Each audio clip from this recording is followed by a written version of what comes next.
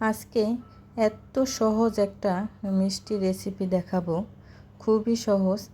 এই ভিডিওটি না দেখলেই বুঝতে পারবেন না এত সহজ একটা মিষ্টি রেসিপি, তাও ছানার মিষ্টি।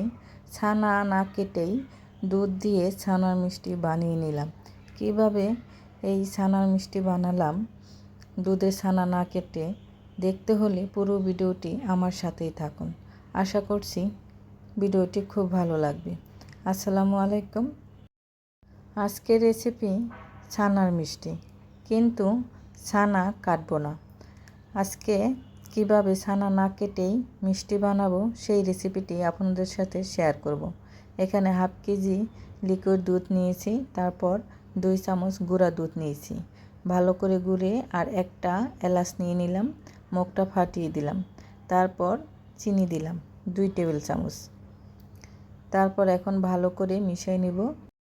এখনও কিন্তু চুলা অন করিনি, ভালো করে মিশিয়ে নিলাম। এখন আমি চুলার উপরে বসাই দিয়ে চুলাটা অন করে দিলাম। বলক এসে গেছে। এই দুধটা কিন্তু বারবারই নাড়তে হবে, আর চারো সাইডে যে সরটা পড়ে যায় এটা নামিয়ে দিতে হবে। সর পড়ে যায় তখন ও সরটা কিন্তু চিনি দিয়ে ভেঙে দিতে হবে।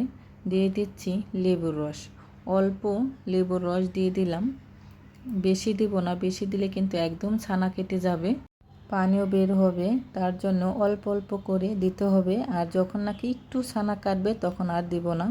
এখানে আমার হাফটা মানে একটা লেবুর অর্ধেকটা রস লেগেছে, দেখেন। এই যে একটু একটু ছানা কাটছে, আমি আর দিব না।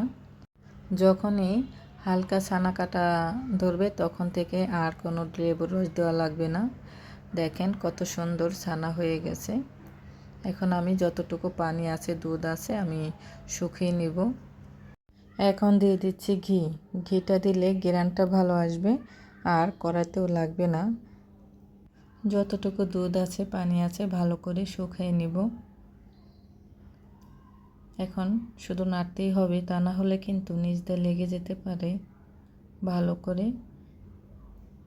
নেড়ে নেড়ে পানিটা শুকিয়ে নিয়েছি। দেখেন কতটা সুন্দর হয়েছে।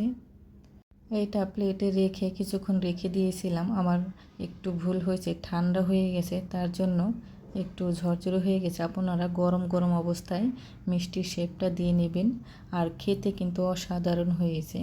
হয়তো ভালো করে শেপটা দিতে পারিনি, তাতে কি হয়েছে, খেতে অসাধারণ মজা হয়েছে। ছানার মিষ্টি বলে কথা।